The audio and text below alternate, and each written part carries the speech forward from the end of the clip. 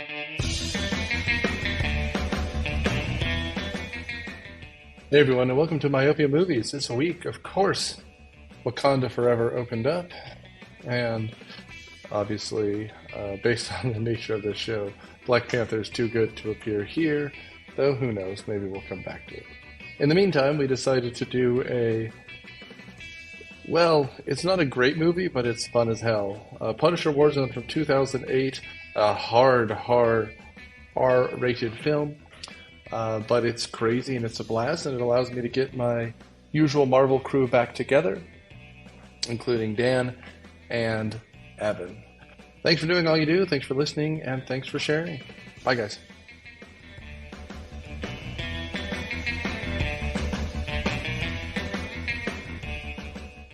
Welcome to Myopia Movies. This week, we are talking Punisher Warzone in honor of the release of Black Panther 2. We're celebrating Chadwick Boseman by watching a movie that Marvel doesn't acknowledge anymore. I'm your host, Nick Hoffman. On panel, we got Daniel. Hey, what's up? And Evan. Howdy, howdy. So we've talked about doing this movie for probably a couple of years now, just because I, for one, kind of like the Marvel Cinematic Universe. They're not all home runs. Some of them are swings and misses. But for the most part, they're fun. The biggest complaint I have about them, just in general, is a lot of them are very samey. It's very textureless. Away.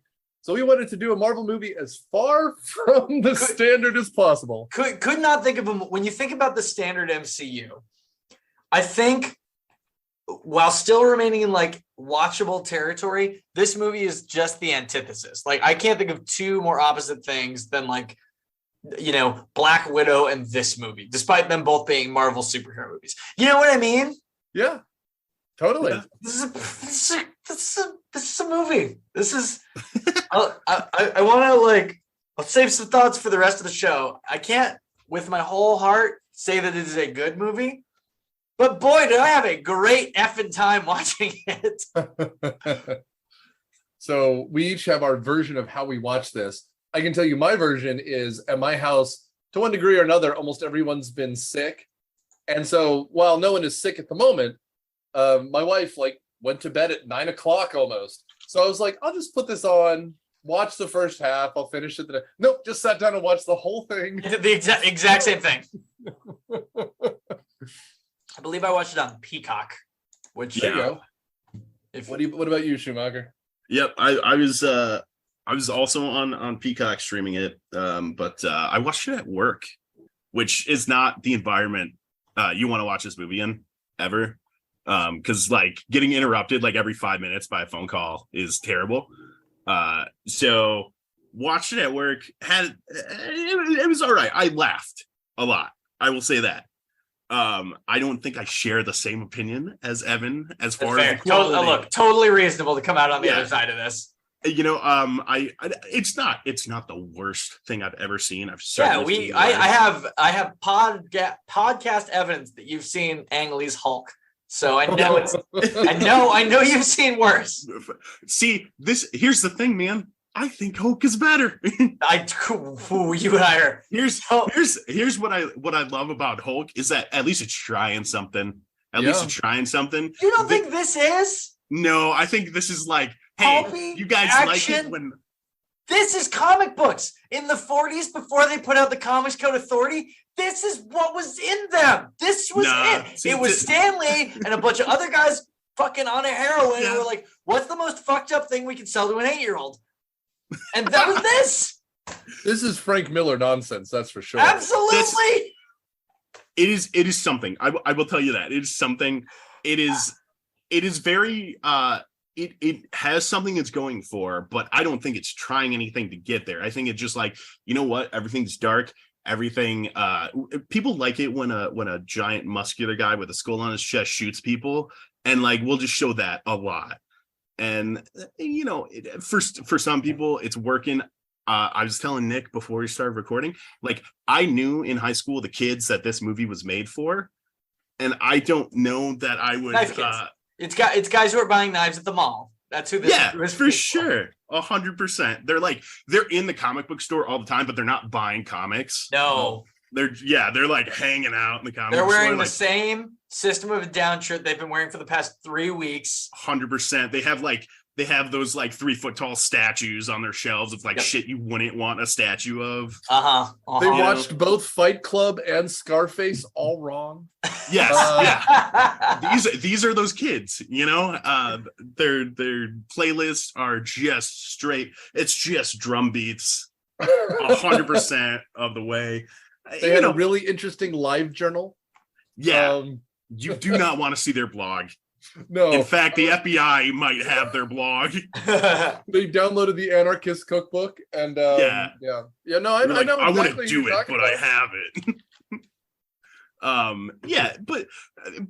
But you know, all that said, like, you know, it's not the worst thing I've seen. I just think, you know, if we're comparing it to Hulk, which I think was the last time we chatted, that at least is trying some things, and I dig the whole. They're at least doing that like comic panel. That's far and away the best thing in that movie. I think I said this before, that like, and I'll say this about this movie too, that like sometimes you take a wrong left turn so hard that you like studios will just ignore everything you did right. And I think those like panel shots are a perfect example of that. I think this like really just kind of the way the action is filmed. You know, I know that's kind of a generic broad stroke, but it's true. Like the Marvel movies are not made like this anymore. That is true. Yeah, I mean, you know, and I mean, MCU just has a house style, and it sucks. I hate their action. I think their action is fucking bad. Well, and I will say part of the problem is I don't know if this Punisher can exist in the MCU. No. I mean, and it's not just this movie though, but like the Punisher is someone who's so out for revenge. Like, who do you pair him with? Like, I know in the comics it's Daredevil, but Daredevil's kind of our Catholic guilt superhero. He feels bad about everything, but like you can do that in an earnest way, kind of like how Spider-Man has like this axe in his head that he was the one who's killed his uncle effectively. Yeah. Right? If you were to do Punisher in the MCU, which I don't, as it exists now, I don't think you could do. You'd have to have him be like a serious gritty guy and kind of just skirt the murder kill stuff, and like you'd have to make him Drax, right? You'd have to have him be like the goofy guy and stick him with the straight man who's like, okay, buddy, whoa, we're gonna work on that, you know, like whatever. If he's got quippy lines. Yeah, I mean, essentially what we're trying to do is do what they did in The Tick and make him Big Shot, or he's just like he's having an emotional experience whenever he's killing. He's either so happy he's crying or so sad that he's crying because he's just so filled with rage. God. I mean, and it's so funny because they're trying to do that R-rated stuff, and the R-rated stuff that they're doing is Deadpool with Hugh Jackman as Very Wolverine excited again, which I'm excited for. But that's R-rated because it's profane and silly, right? Right. You're not getting. And look, if the MCU keeps going, I think one of the ways that it could. I like the MCU, but I think it's kind of no secret that a lot of fans of it, even like myself or you guys, feel that the wind in the sails aren't as strong as they used to be, right? Yeah. A lot that doesn't have as much momentum as it used to. It doesn't have a clear direction. I think one of those ways it can find that again is by getting a little more experimental. And it did this before. Because a lot of people don't remember that before the first Guardians of the Galaxy movie was, interest in Marvel movies, they were still doing well commercially, but interest had waned a little bit. And then that first Guardians movie hits and wha-bam, we're back, baby. And that comes from experimentation. You get kind of a weird director in James Gunn, and you make him, you know, the movie itself is not that bold by now, but like when you think about it, you know, it's a weird space movie based on superheroes that nobody gives a shit about. Now in charge of the entire DCU, James Gunn. So if you could do that, like if you have that boldness to allow yourself to experiment and do something weird like that, or maybe even another Punisher, we might have a cinematic universe again, baby, that I'm really excited for. Yeah, it's so small world compared. It's so ground level compared to some stuff. Well, they are trying to do more stuff like that. You know, She-Hulk, Daredevil's back. You know, Werewolf at Night. Hawkeye, right. Like they clearly know that that's like a venue they need to have. It can't all just be like space and destiny and things like that. But We'll see. Daniel, as our guest, sorry, Dan. You're good. No, in the corner of my eye, it says your full name, and I keep letting. Yeah, I know. It's because it's my work account, so it's got my full legal name attached. That's exciting. Which I could print on legal documents, and they would be legal.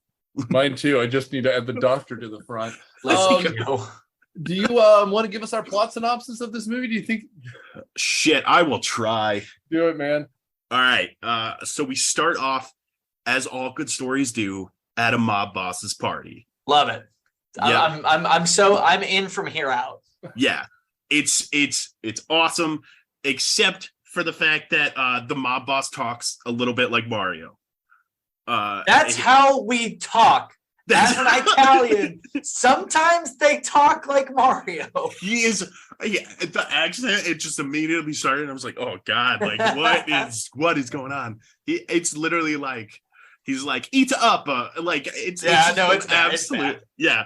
He's like, a shit in a bag. It literally a line in the film, by the way. He talks about shitting in a bag. And then the villain, Billy Versati, is like, that's okay. It saved you a trip to the can. Which is just the worst exchange, maybe, in the first 5 minutes of a movie. But so amazing. This movie. I mean, but I will say, never have we done a movie where in the first 5 minutes you know exactly what you're gonna get. That's true. So we start off at this party. We're having a meeting between the villain and the mob boss here. Punisher shows up, and granted, the way Punisher shows up is the best fucking. Yeah, that's what I'm saying. I'm in. This is great. I will give you that. The introduction, there's no like sneaking in, no like shadows or whatever. This is like Raimi Spider-Man-esque. It's obviously clearly devoid of the same quality and humanity and characterization that makes those movies so powerful. All of the things that would make a movie. No, but I think this has a sense that is similar that I appreciate. Sure. It's a line I argue with Sudsy a bunch too. It's like, you wanted a movie. You're watching the wrong picture, kid. And I will say, I think the problem is we've been talking so much about Marvel. This is more like a mid-range to fun DC movie. Right? It's raining like we're in a Fincher film. Like, there's fucking nonsense. He appears like Batman. It starts almost like the Burton Batman movie, where there's the villains going like, you know what'd be great? Some evil. And then all of a sudden he takes out the power and appears by a flare. Well, here we go. It's very weird. This movie feels like it's straight from 2004. It is very odd to think that this came out the same year as the first Iron Man. Very weird. It is crazy because literally preceding this is The Dark Knight and Iron Man, and then like they end the year with this. Right. This feels like just before those movies. This feels they're like just before those movies are very much. I don't even want to say in the wake of The Dark Knight, because Dark Knight changes things in not this way. Yeah. Dark Knight. I don't want to say. Look, I love The Dark Knight. I think The Dark Knight is an incredible superhero movie. Obviously, I don't need to defend The Dark Knight, whatever. But I think The Dark Knight does do a lot of damage to the superhero genre, right? To the fantasy genre. Because it's like, no, if you want to be taken seriously as a superhero movie or a genre film, you got to be gritty and real. And like, this is one of the last cast-offs before that, I think. Even though this is obviously not a quality outing. But there are other examples of movies we would not get because of those movies. Sure. Well, and I was talking to Dan before you got on because, you were late. I was late. But we were just talking about, like, this movie was made for less than $40 million in 2008 bucks. Yeah. They don't make mid-range action movies anymore. It's a dead genre. They don't make mid-range movies anymore other than, like, kind of horror.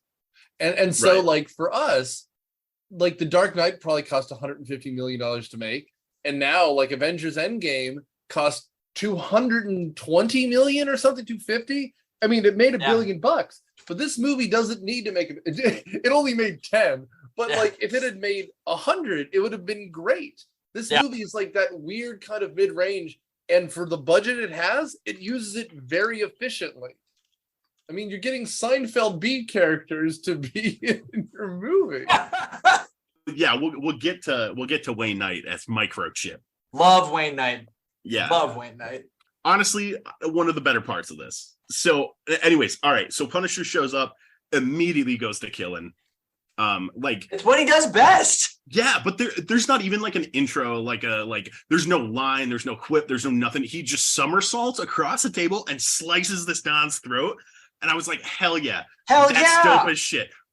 It was dope as shit. Evan, I'm not saying there isn't. I feel like I have to defend it. Everything you say is an attack.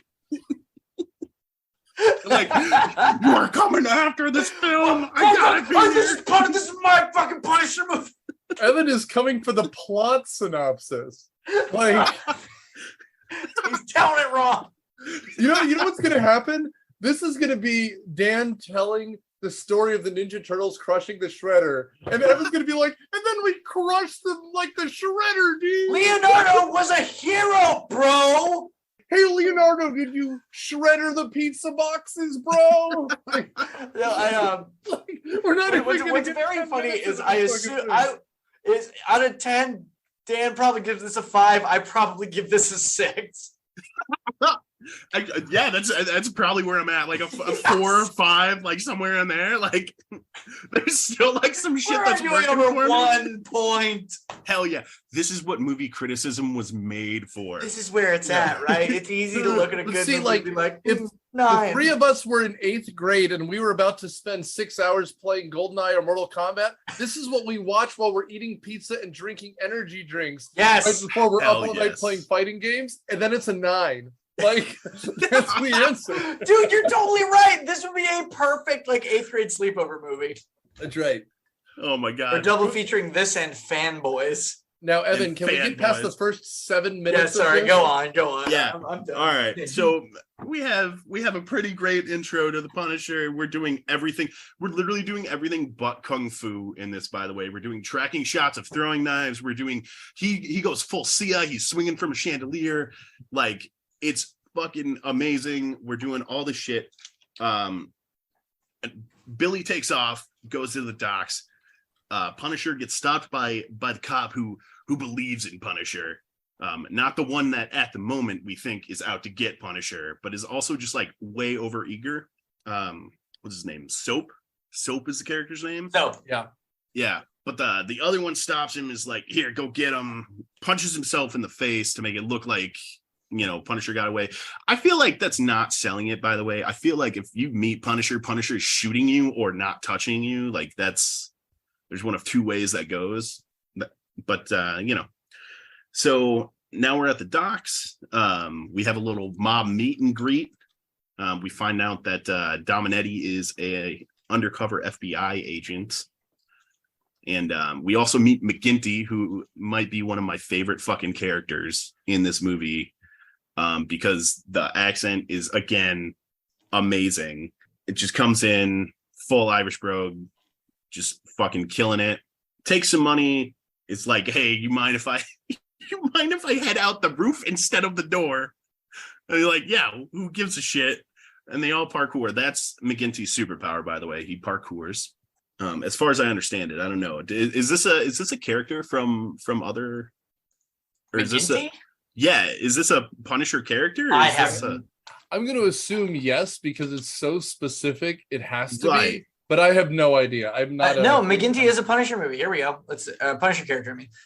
Or at least is in at least one comic, because there is a drawn version of this character on Wikipedia. Excellent. I'm not a huge Punisher guy. I'm little not to peel behind the curtain and fake fan myself, but I've actually not seen the first one. No, me either, dude. Really? No. This was a first time watch for me here. I haven't seen either of these. I've seen the Netflix series. The Netflix series was great. Haven't even seen that? Haven't seen it? Well, that's fair enough. Yeah. Anyway. Anyways, we're meeting McGinty. Punisher shows up. We have another giant shootout in which Dominic is killed. Walks out of the bathroom, I think.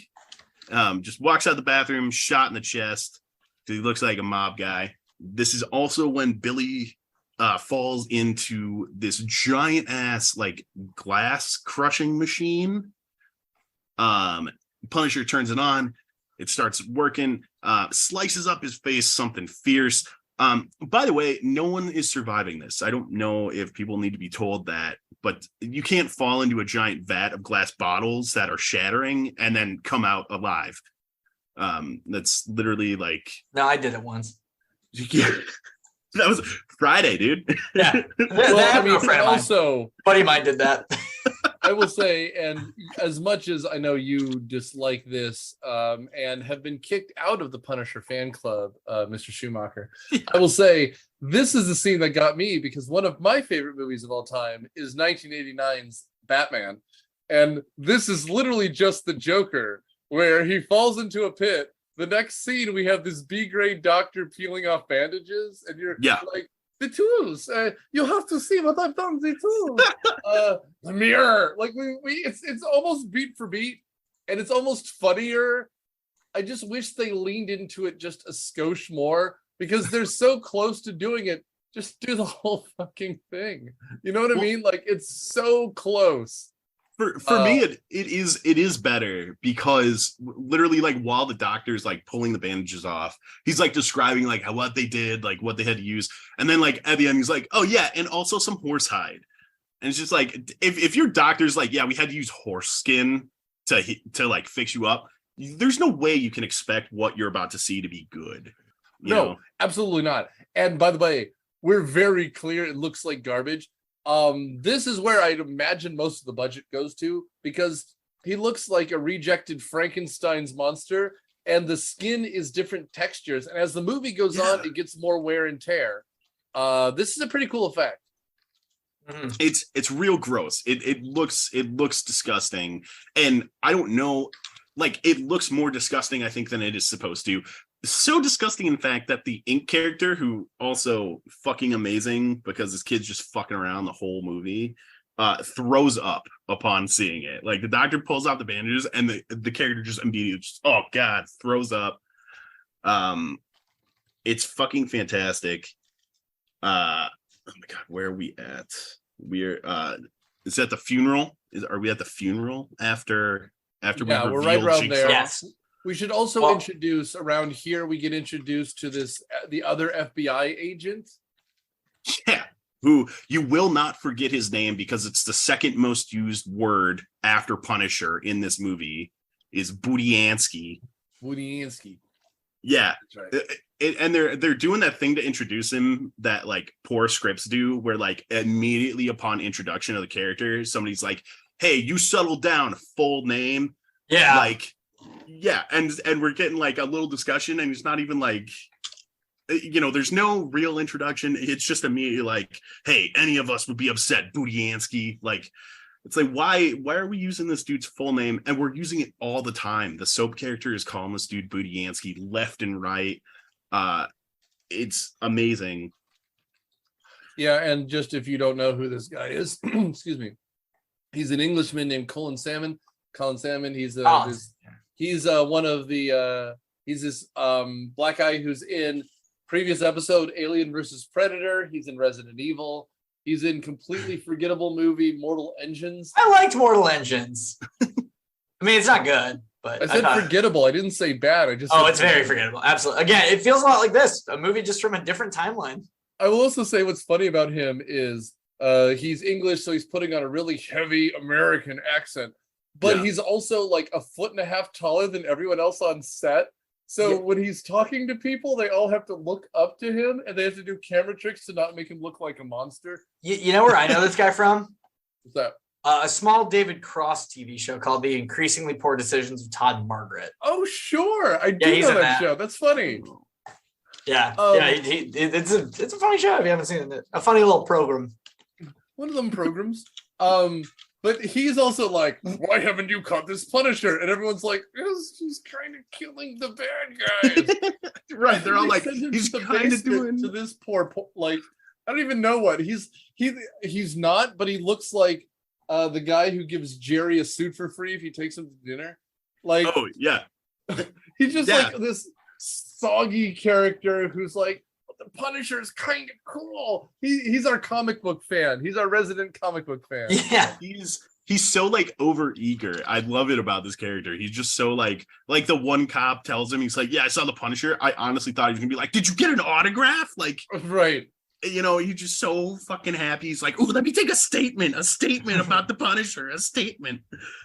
Like Martin Soap is the character's name, and he just plays this like soggy little character. By the way, he's also been in previous episodes, The Day After Tomorrow and Romeo plus Juliet, where he plays Benvolio. So, like, again, these are, I don't know what they told them, but the character actors in this movie are pretty good. Look, I think that character actors are, you know, we talk about the difference between like, you know, superhero movies now and superhero movies then, right? Character actors are kind of, not that we don't have any, but when you think about what like Walton Goggins was able to do in Ant-Man 2, like it was kind of nothing, which I would say, you know, when you give a bone to one of the best character actors of our time and he's pretty forgettable, like, what are you doing, guy? Come on. Like J.K. Simmons would never be able to put J. Jonah Jameson now into Spider-Man. Obviously, he's there now because of the legacy. Right. It would never be like that, ordinarily. By the way, Ray Stevenson, the guy who plays our Punisher, which I haven't mentioned yet, is in fact in Thor as another character. He's one of Thor's little war buddy. He's the one who looks like Gimli the dwarf. Oh, weird. A big bushy beard. Oh, okay. So he's in the MCU. He's in the MCU as a different character. Weird. Oh, sure. I think he's like fucking great in this movie. Yeah, he's totally fine. They ask him to be a badass who's like, I'm having emotional problems without a family. Yeah. Which Batman is behind me. And that's what he gets. He's full stag. Yeah. From the three, whatever they're called, the trio, the Warriors 3. That's it. Oh, okay.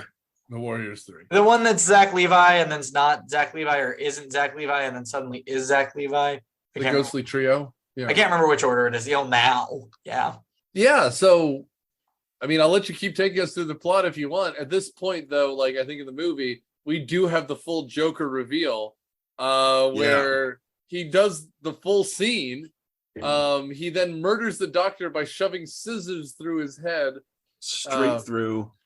The two mafia guys come back in and they're like shocked that he killed the doctor. It's like, what the fuck did you think was going to happen, by the way? Right. Like I need to have a word with this person alone. Would you two mafia people wait outside? It's not a like, oh, we're just gonna have a conversation moment. By the way, I know this is a time period and it's the wrong movie, but for half a second, I could have sworn it was M. Night Shyamalan was the doctor, and just he was cameoing in someone else's movie. This is not the wrong time period for that. No, absolutely not.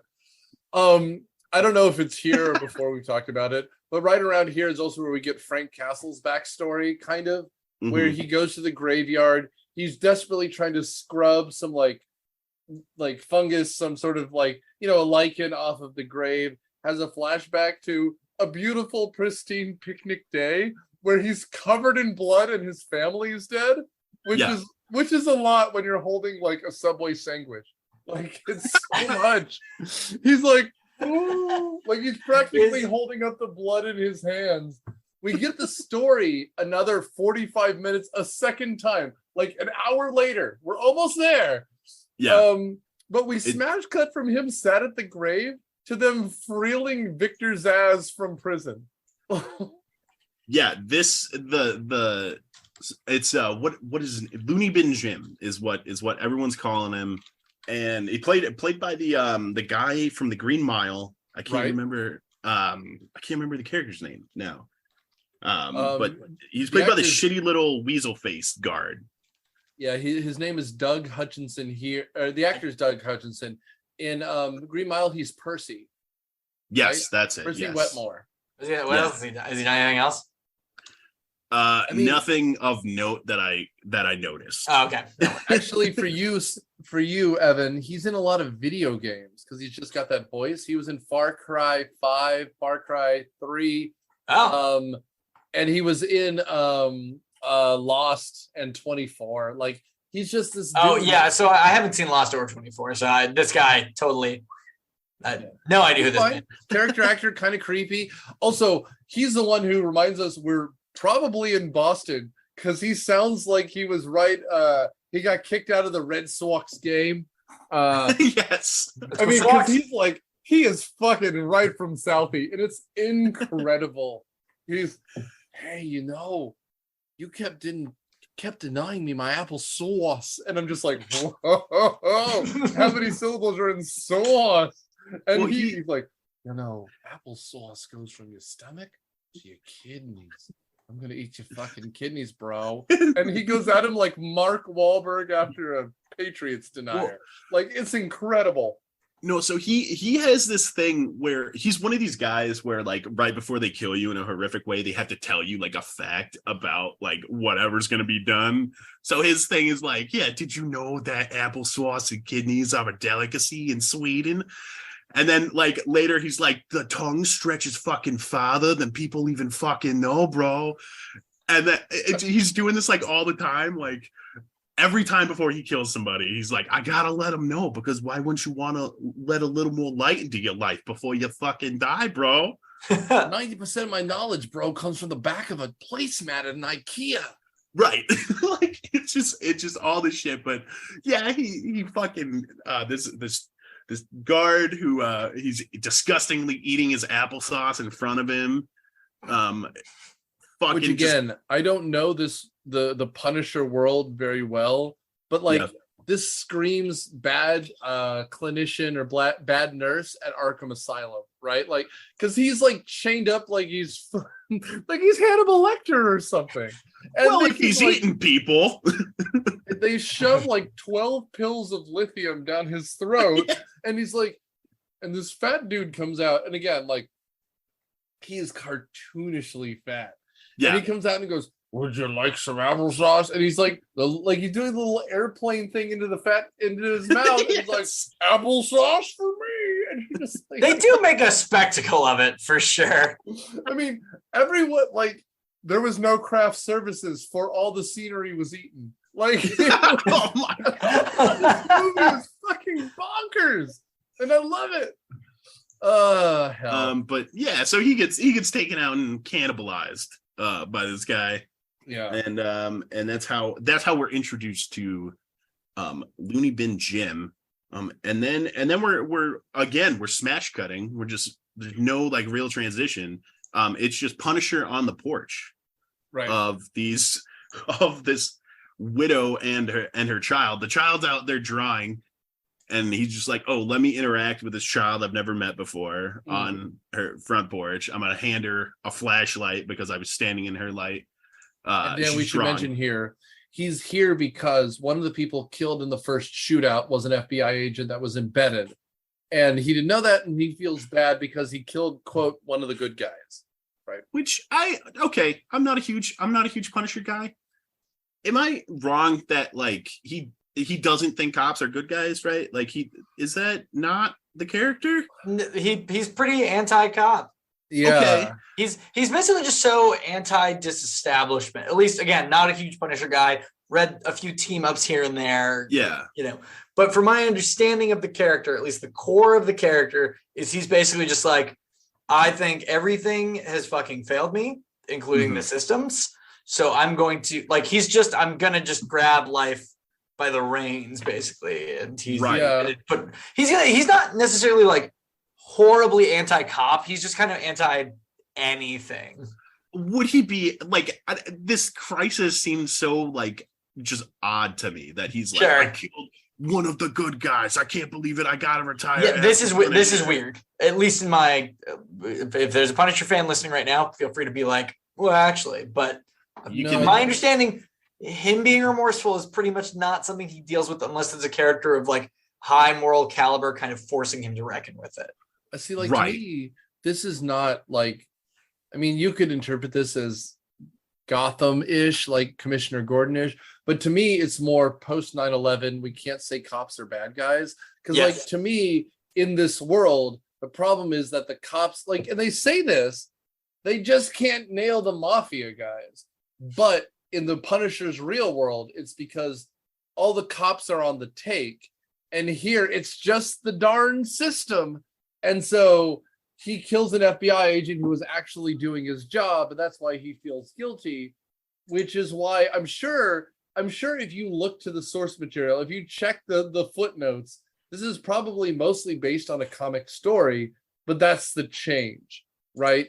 He killed a cop, he feels bad about it here, and so he's trying to give money to the family. It's also a really lazy, like kind of limp-wristed Deus Ex Machina, because eventually, since he doesn't have a family, they're going to become his proxy family later. Which, right. No, that's immediately like what he's doing. He's like, oh, you like remind me of my daughter. And like there's like this immediate like chemistry between like this girl and him. And it's like, why? Like it's just immediately they're like best buds. And she's like, oh, like the Punisher's so great. And it's like, who's telling you about the Punisher? Like maybe this is a bit too much for an 8-year-old to process at the time.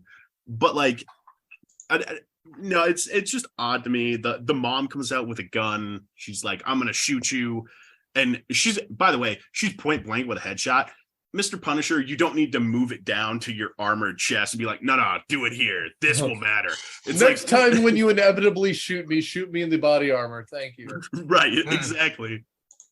I will also say, not since Face Off do we have so much threat of child death. Like, yeah, because like we have him in a park covered in child blood, and then probably the same actress with her part on the other side is like, are you gonna be my future daddy? And you're like, no, I'm just the Punisher. But the mom comes out, she's swinging for the fences here because she's like, get the hell out of here. Yeah.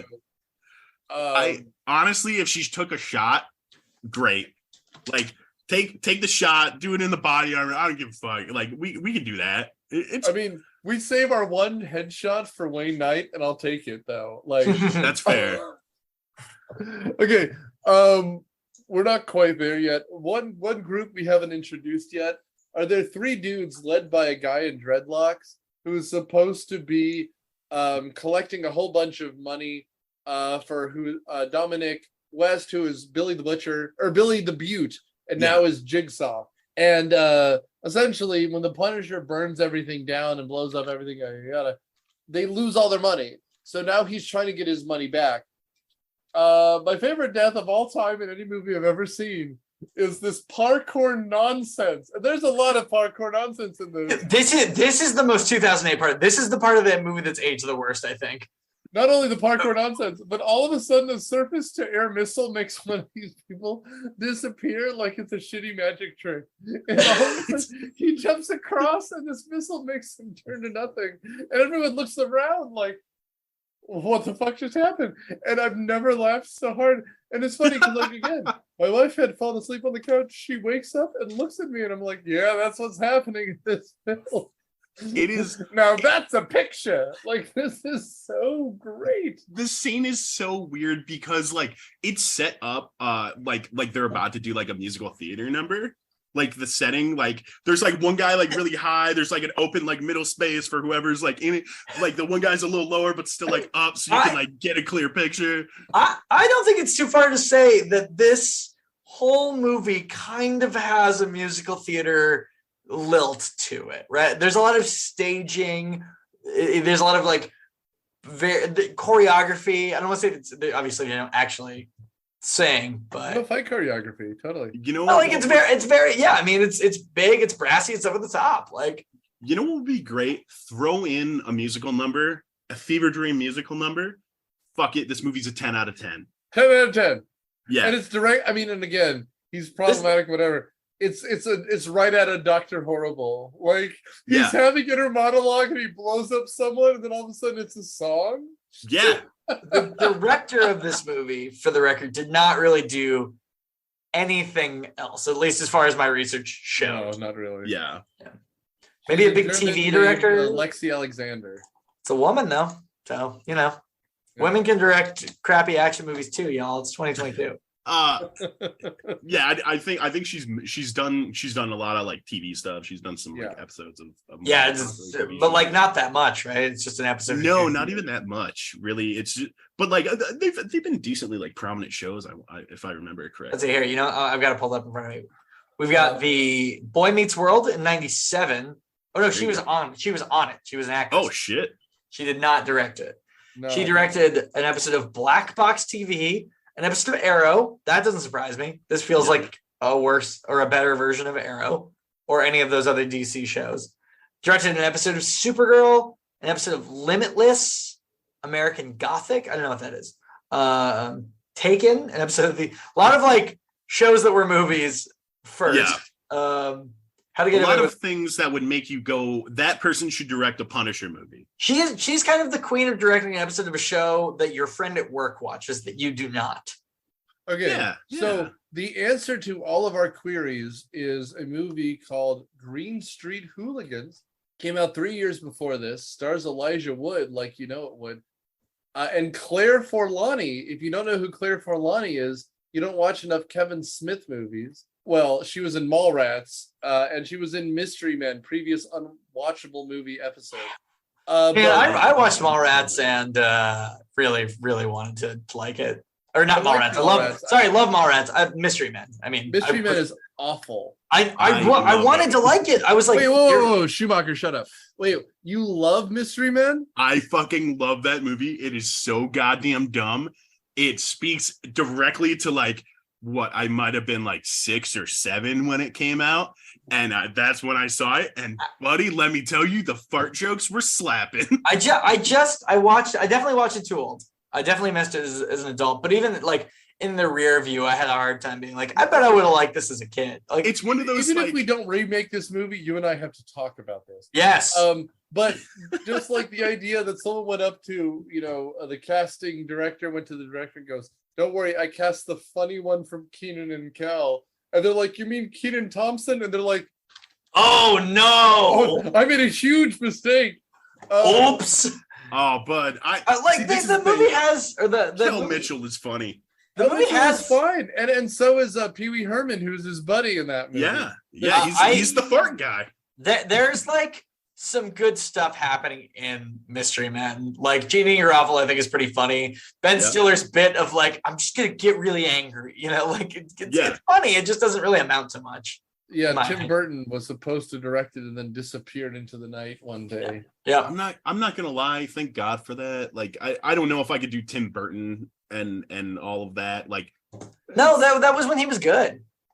Well, yeah, it's a bit much. I rewatched Beetlejuice recently, and I was like, all right, this is a great movie. Like, don't get me wrong, but Tim Burton is strong here, and Tim Burton's like a take it or leave it kind of thing for me. I don't know. Tim Burton is a strong spice. If you're expecting to have a ham sandwich, you don't want pumpkin spice in it. Tim Burton is sun-dried tomatoes. We all fucking loved it in the 90s, but for the love of God, we don't know what we're doing with it now. Anyway, so I mentioned that because I'm going to read to you the description of this movie that had Claire Forlani and our director Lexi Alexander and Elijah Wood from The Hobbit. A wrongful expelled Harvard undergrad moves to London, where he is introduced to the violent world of football hooligans. That earns you a Punisher movie and also adds you a space on my to watch list. Like, yeah, I'm not gonna lie, this movie, I'm gonna have to check it out. That sounds all right. Yeah, and again, at least Claire Forlani pretends to have an American accent. Doesn't have to. She's in England now. She's totally fine. Anyway, so at this point, somewhere around here, we meet Microchip. He is living in a townhouse with doilies because his old mother is on a shoestring here. I bet she's long for this world. He is also, like unnaturally keeping this woman alive, right? Like, like she should have passed probably. And he's also feeding her applesauce or oatmeal or something parallel to the previous scene we saw, right? Yes. That's good scene construction right there. Hell yeah, it rhymes.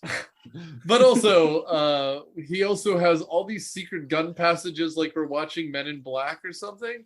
And it's very cartoonish. We're also it is introduced very around comic here. booky.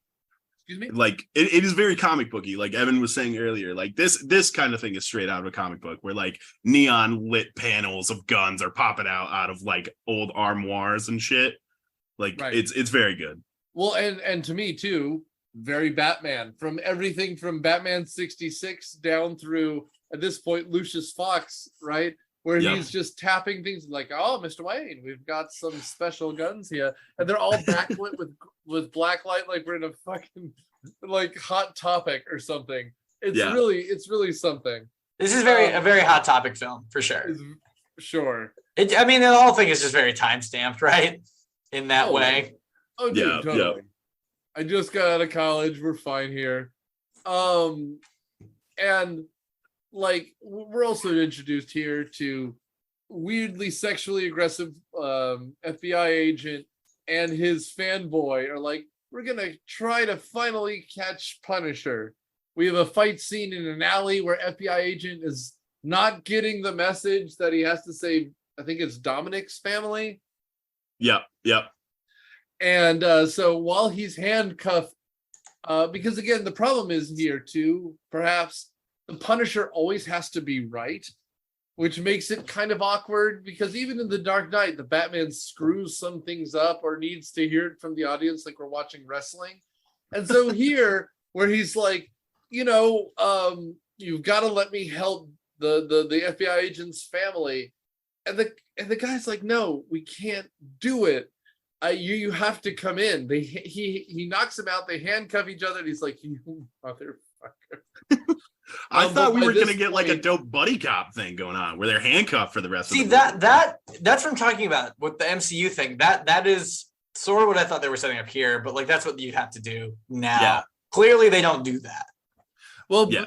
The only difference is if this was the second movie, it would be Daredevil stopping him because Daredevil has a different moral code. Yeah, absolutely. Right? Yep. But we need another person who's his equal. And the problem is in this universe, he always has to be right. That's why Batman kind of gets the get out of jail free card because Commissioner Gordon is the one who has the power to shut him up. Well, and Batman is operating from like a moral high ground, right? That's like the whole thing is that like Bruce Wayne's going to do what's right. Punisher, not necessarily. And that's why the Joker is such an interesting character because Batman wants to kill the Joker. Bruce Wayne doesn't. And Gordon occasionally has to put his hand on his shoulder and say, you've got to let the system work. Yeah, he's got the moral compass in Gordon. Punisher does not have that. And unfortunately, this universe makes it so the system works. If it was Sin City, which is a movie that, well, maybe we'll talk about one day, the system is broken in Sin City. It would be better if here there was a corrupt motherfucker who was an ally with the crime family who was trying to stop the Punisher, because then he doesn't have to listen to anyone.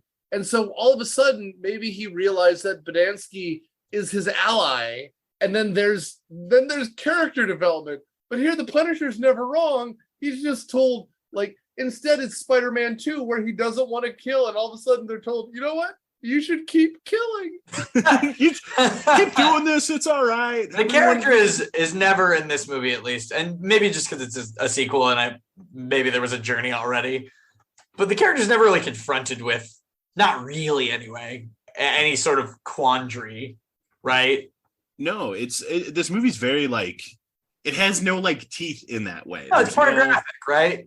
Yeah, it's just gun porn. Like it doesn't. It's odd, man. This movie's fucking odd. I don't know. Yeah, no. I don't know if I like it. Like I keep being like, oh, this was cool. This is dope, and then I'm like, wait, but this movie was shit. It was. Case in point, there's a cop that so far has been on our side, but when they arrest the bad dudes, Jigsaw and the family, he's like, guess what? Sorry, I gotta go full like Kennedy, like, there's a bunch of jabronis here that are gonna, they're technically the Yankees fans, so it's okay.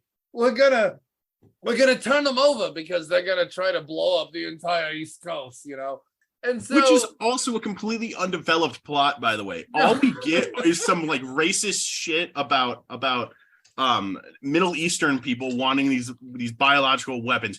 Also, never even said what it was. It's just like in the beginning of the movie, they're like, "What are you bringing in, a biological container? Biological, like fucking know it."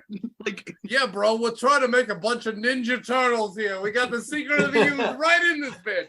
right. Like, and it's literally, they open a metal case and it's filled with like, I don't even know what, like they're about to start Chernobyl or make Ninja Turtles. I don't know what to tell you. It's this giant case filled with 4 piles of Windex. That's it. They're not Windex labeled. and black lights. That's all we got. They're not labeled. There's no warning on it. It's just, it's got the little biohazard symbol and it's fucking Windex. It's like, I watched my big fat Greek wedding. They're putting that shit on everything. It's the fucking secret of the use right here, motherfucker. Hey, yo. And then in the other suitcase, they have $1 trillion. Yes. And then they open up the garage door and there's 12 million cops. It's so literally the end of Blues Brothers.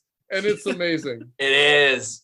It's and then go ahead. Oh, well, what in the meantime, in between all this, we do get introduced to the hideout of Billy, of Mr. Jigsaw.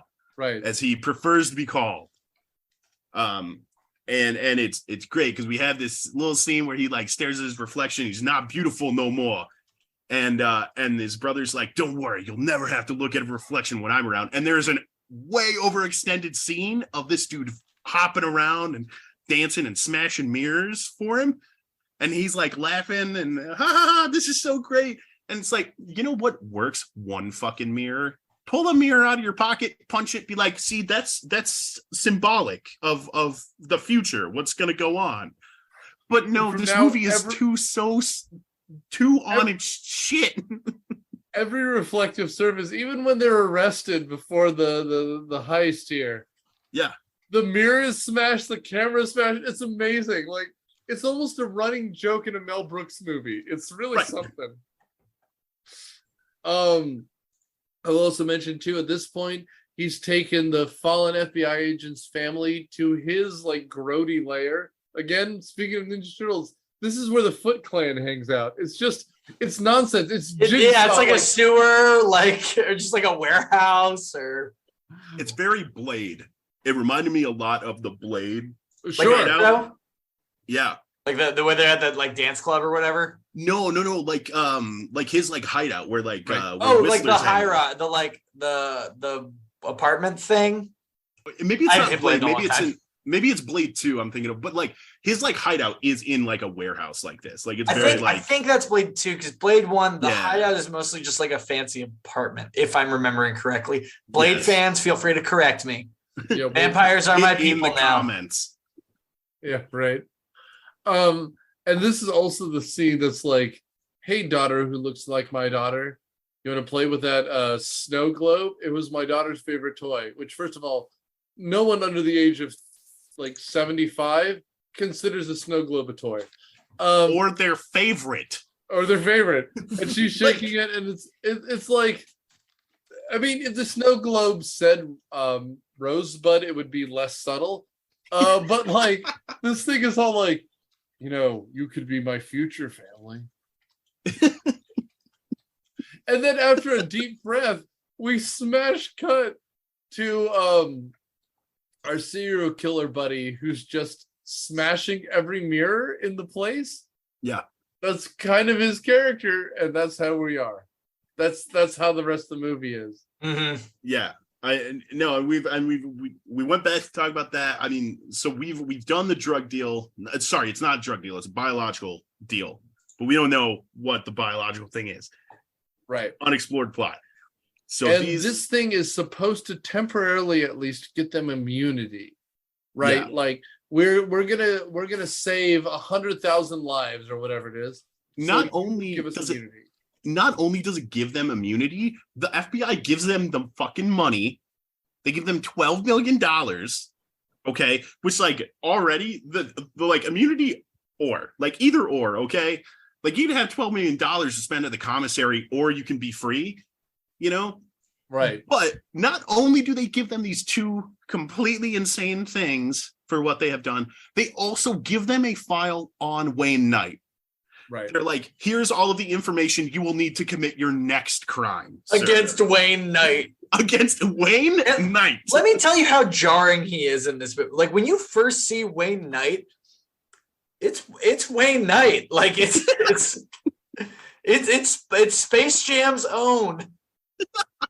Well, I mean, first of all, let's back up a little bit. It's Jurassic Park's own because he's the computery nerdy expert guy, and he's like he's also become like this black market like gun distributor because he's like, you know, if you go up to Virginia, they don't do background checks or whatever that line is, and you're just like. He's like, I found a couple of Saudis who will sell me some rocket launchers. I've been catfishing them as like some like Saudi weapons dealer or whatever. Yeah, and it's like Michigan militia nonsense. Yes, and Punisher's immediately like, I don't give a shit about that. I'm dealing with personal trauma, bro. Like, yeah. And again, that's why screams the tick here, because he's just crying wearing a sarong.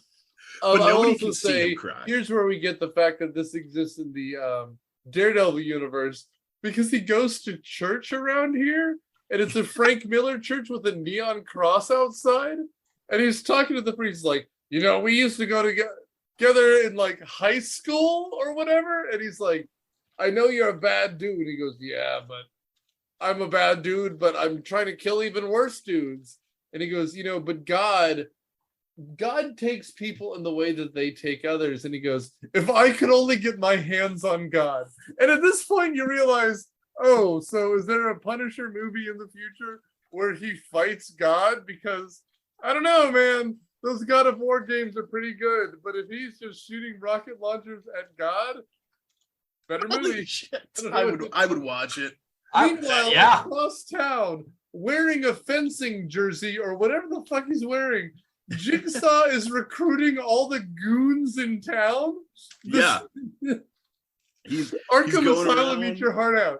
Behind him is an American flag, and it's him and an extra from Breaking Bad saying, "You want to kill the Punisher? We're gonna get 1,000 guys." To be fair, I loved the little like American flag, like be a fucking patriot, kill the Punisher.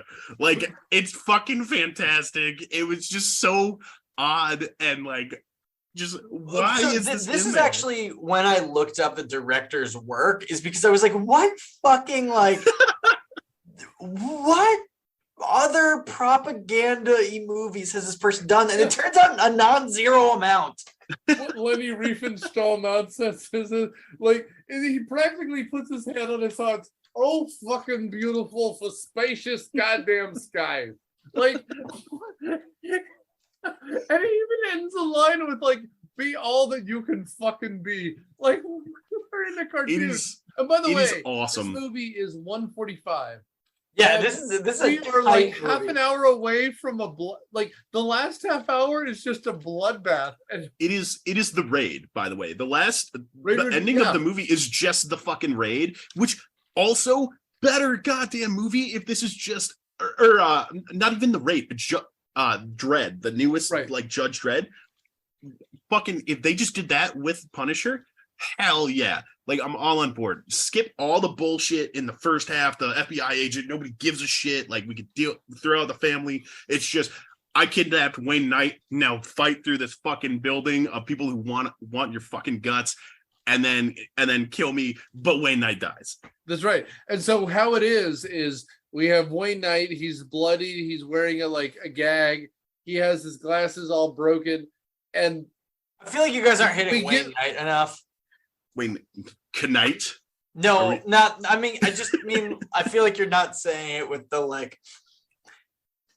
Wayne Knight is so out of place here.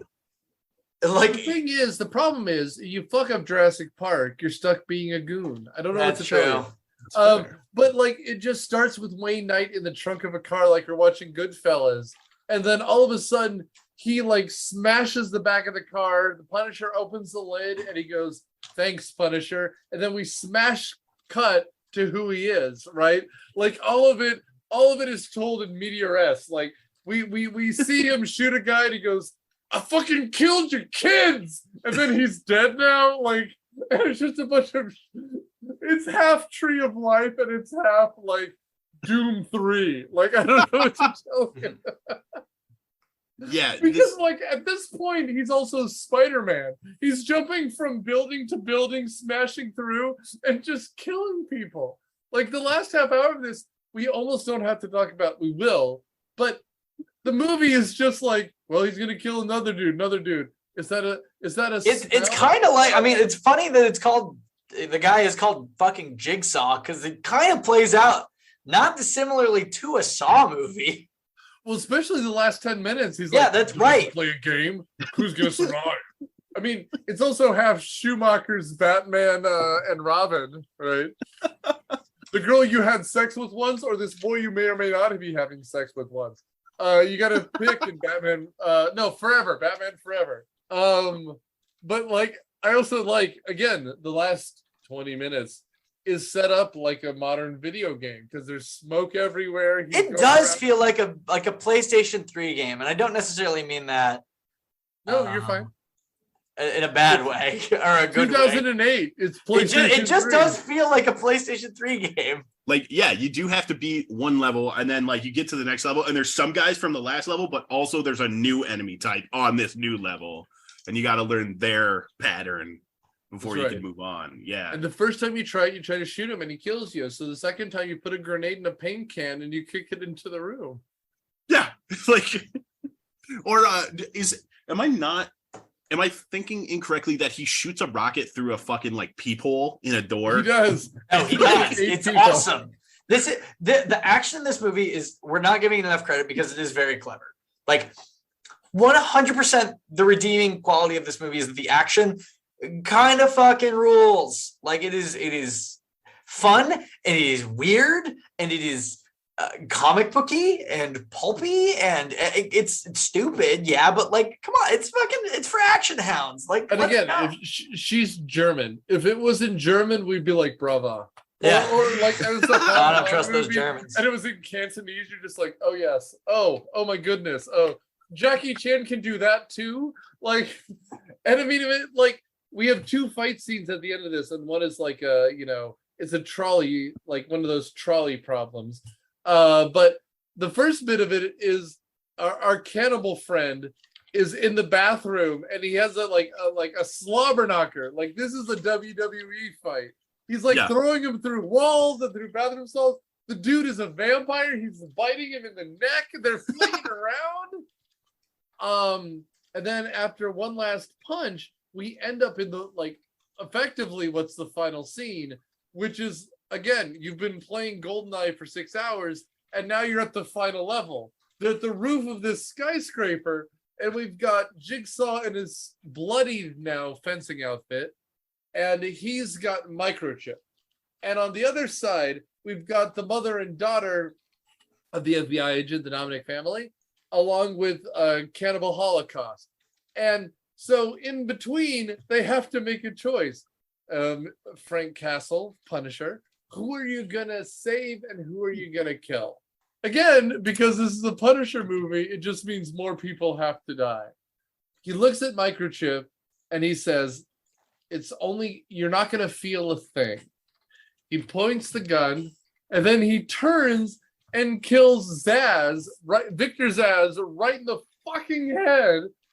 And then our buddy Jigsaw in his lame shoots a microchip through the head, and they have a fight to the death. And chef kiss, we've got ourselves a movie. It's the way that Jigsaw is killed is fantastic because he gets this giant metal spear straight through the body. Awesome. This is what I'm talking about. What's fantastic about it? I laughed out loud at work. I startled several of my coworkers. Is he stabs him? It goes straight through, but then there's like this little bit where he's like, "Oh shit, you missed your mark, and he like moves him over just like a little bit. It's like a foot further. It's like, what are you doing? Like, what's that? Like, you're not stabbing him more. You're just moving him on the thing. Like, what? So you can get better centering? Like, it's just so odd. It was like, just let's reshoot that scene, maybe. Just go through in one motion. We do it clean this time. Well, but it's also so funny because he also kicks his back through. Again, Batman. He breaks his spine on this thing, and yet, like he's Jason Voorhees, he comes up a third time, and then he lights on fire, and you're just like, well, I guess he's dead. And then you have the stitches melting off his face, the eye, fire coming out his eyeball. He gets a little General Grievous action in there, right? Yeah. And then they walk out of the building, and the girl and the mother walk away. And our fanboy's like, would you like a drink or something? Everyone walks away. And at the end, he's walking with Punisher with his arm over his shoulder. Punisher's limping. And then he fucking Dark Knight disappears. Yeah. And he's like, well, gee willikers, I was going to have a Bud Light with him. And I know Punisher drinks Bud Heavy. And all of a sudden... Punisher is a Miller High Life guy. The champagne of beers. See, to me, I think Punisher, he's a Ford Loco guy because he needs that drunk, but he also needs that energy. He's a little bit of both. You never know what he's gonna do, but that's right. Somebody's gonna die. And then like this mugger who's out of Sons of Anarchy is like, give me your wallet. Give me your wallet. And he's like, ring. And then all of a sudden we cut to black. And you hear a gunshot, and the guy goes, "There's brains all over me." And you're just and like, that is the movie. Before we do the little cut to black, fucking he's standing in front of the neon church. We got a cross that says Jesus saves. No. Now it just says saves, and the Punisher is there. Yes. And that's our movie. That's a Brian Michael Bendis panel if ever there was one. That's the thing. Is there are these shots that I'm like, technically, like this movie does so much right. Like the actual soundtrack, not the licensed music, but like the actual like composed music for this is great. Like it's very like it fits with that character for me. Like it works. Like there's some shots that I'm like, all right, that's a decent shot. It's just in the middle of this, like, what the fuck is going on? My hot take is you can't do a better Punisher movie. Like you cannot be both very, very like honest to the source material and do something wildly different than this. There's a better version of this, but the best Punisher, the best and most honest Punisher, I think is very similar to this movie. It's better, right? It's Carl Urban probably plays Punisher. It's probably like Dredd, right? This movie I kept wanting to watch Dredd after this movie. Yeah, if you just watch, honestly, like if you watch Dredd and just painted a fucking skull, like on your screen, if you just had like a paper skull and you like taped it onto the screen as Carl Urban's walking around to like match up with his chest, that's a Punisher movie and it's better. Yeah. I don't know. I mean, I will say this is a movie that exists without Kevin Feige, and you can sniff that a mile away.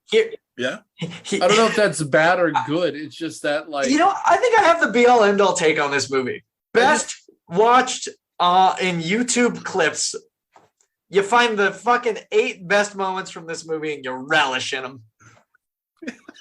That is honestly, that is the take, man. That's like, there's some shit that works, and I'm gonna show my friends some of the moments from this movie. I would never be like, yo, let's sit down, watch Punisher Warzone, bro. Like, I would if I was in 8th grade. Again, this is a great. Yeah, but we're not in 8th grade, Evan. Yeah, but I want to go back there. I want to play Halo 2. I do too, man. I'm gonna drink fucking Mountain Dew Voltage, and I forget. I don't know. I mean, Pizza Hut. The thing I like about this movie is, like, in some ways, it doesn't. These movies nowadays have to connect to so much other stuff. Mm-hmm. Yeah. I just like a movie that's like, I'm going to make a superhero movie and fuck it. right? It's kind of like the. I mean, I'm not going to compare these two because the two I'm going to say are much better movies. But like Batman '89, Superman '77, they just don't care about having Wonder Woman show up. Like the second Daredevil shows up, and a lot of this, like especially the scene in the Catholic Church, Daredevil could have shown up. Yeah. But like Daredevil being a leash on Punisher makes this a different movie. Like, and in fact, if you took, say, the final 30 minutes of this, made it its own like opening to another movie, like a Bond's last thing before the credit sequence, and then Daredevil shows up to make him a more respectable hero, that's what Marvel would have done to this property. Yeah, well, I think I think they would have stuck him with the whole time, right? Right. I think the issue with the whole like MCU and you're talking about like Kevin Feige not being a part of this at all, and you can sense that, and I 100% agree with that. But then you have the issue of, well, there's a reason though that like most of the MCU is fucking quality. Like we can talk all day about the sanitization of these characters and like making them form fit into this giant puzzle of, you know, it's, yeah, you know, am I going to go see every fucking Marvel movie? Probably. Do I know what I'm getting every time? Yeah. You know, I mean, it's like going to a restaurant you like, right? It's maybe not your favorite restaurant, but it's the one you go to lunch a lot. Yeah. It's the fast food of movies. They know what the fuck they're doing. There's a process. I would even go so far as to say it's like the Moe's, right? It's better than fast food. Well, sure. You know, but I guess what my point is more the consistency, right? It's like if you ever talk to like beer brewers, they're very like, we actually fucking respect the shit out of Bud Light because it's the same goddamn beer every single fucking time. Yeah. And that's an almost impossible to achieve thing for people starting out brewing. Oh yeah. You know? And so it's one of those things like you have to respect the consistency and that sort of thing. So yeah, you're losing out on this experimentation, and I 100% agree with you, Evan, that like that should come into play now. Like we've done what 10, 12, 18 years. I don't know how fucking long it's been. These movies have existed since I've been alive, basically. 14? You talk MCU? Yeah, 14 is the correct number. Of the MCU. Again, 2008. Iron Man 1. And we've done like 1.5 decades of this, and they have been consistent every time. And now maybe we're getting to the point after 30 films or whatever where we can start doing experimenting, and we're doing it in the TV shows and stuff. But of course I'd like to see it on the big screen. I'd like to see some Saw-esque, you know, fucking superhero movies. That'd be dope as shit. I mean, frankly, for me, the problem is I want more broken characters. Remember in Avengers Endgame where we have what's his name? Jeremy Renner being like this ninja character killing everyone because he's mad that he's gone. How interesting was that? I mean, I just want more of that. And that's what the Punisher is. Like, he's unhinged and he's killing people because he sees organized crime as his enemy, which is cool.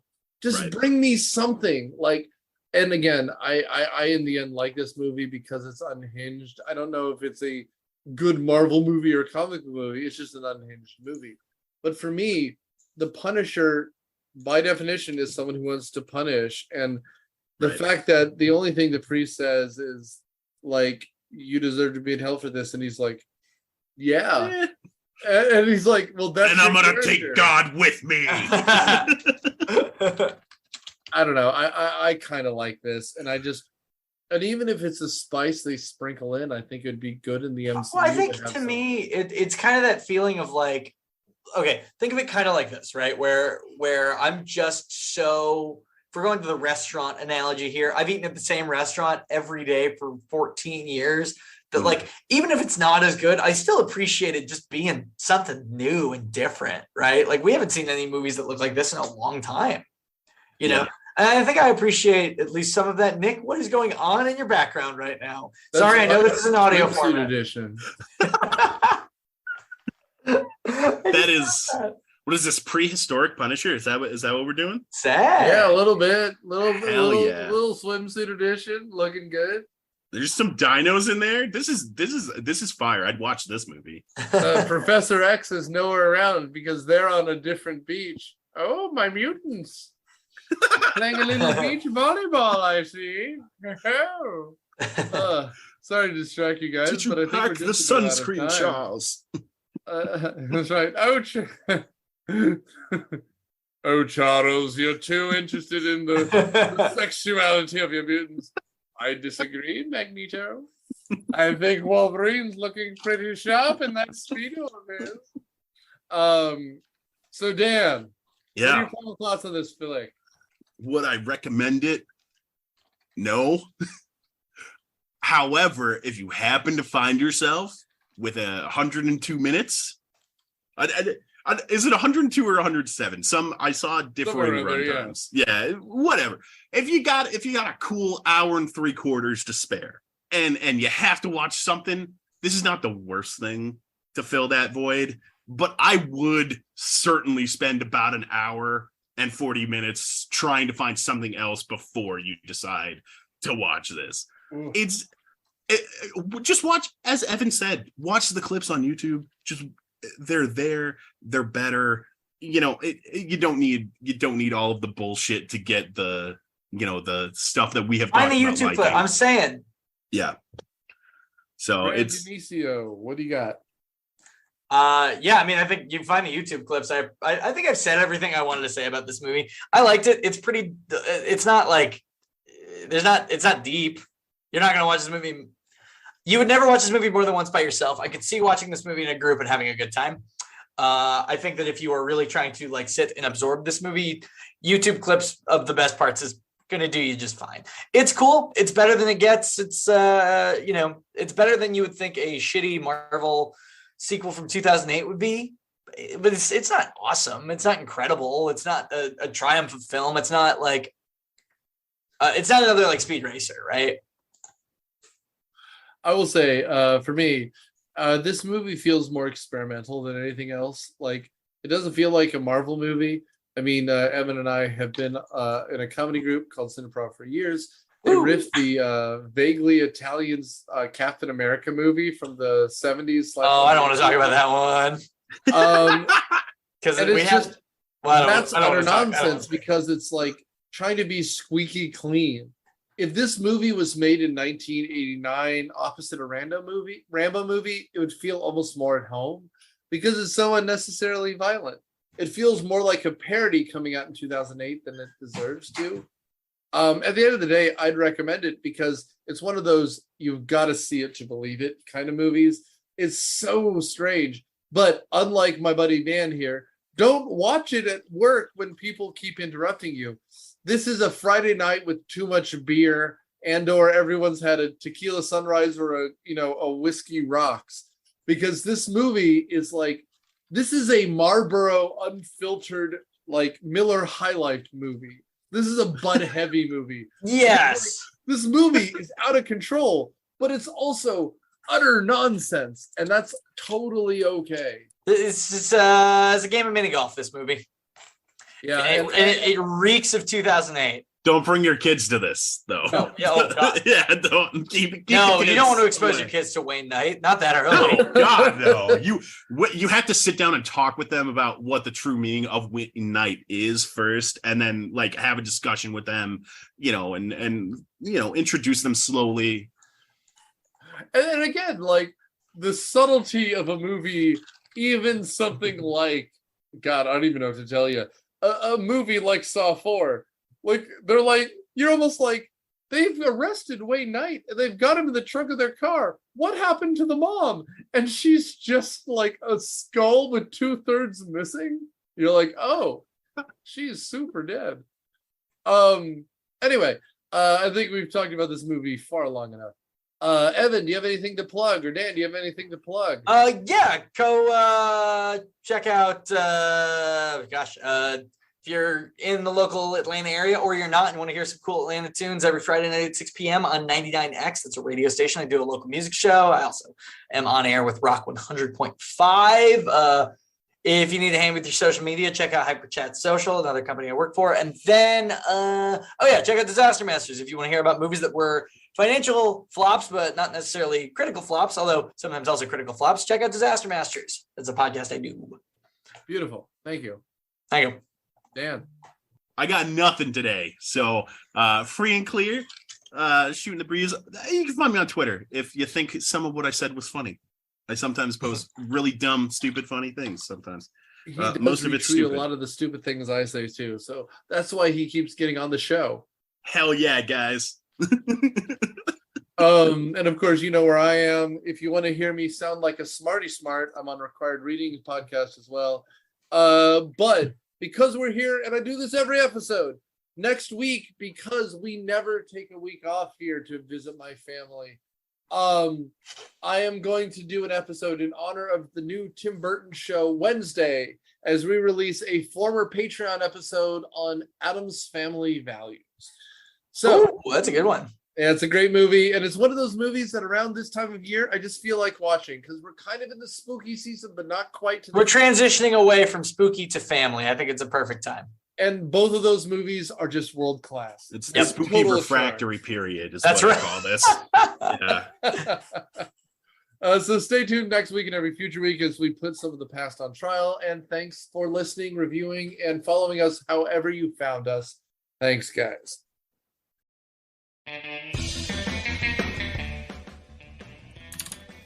Season 9 of Myopia Movies is produced by Nick Hoffman and Daniel Sudis. It is hosted by Nick Hoffman and stars Daniel Sudis and Matt Quinn. The theme music is Surf Shimmy by Kevin MacLeod of Incomtech.com and is licensed under Creative Commons by Attribution 3.0 license. Follow us on Facebook, Twitter, and review us wherever podcasts are found. Thanks, guys.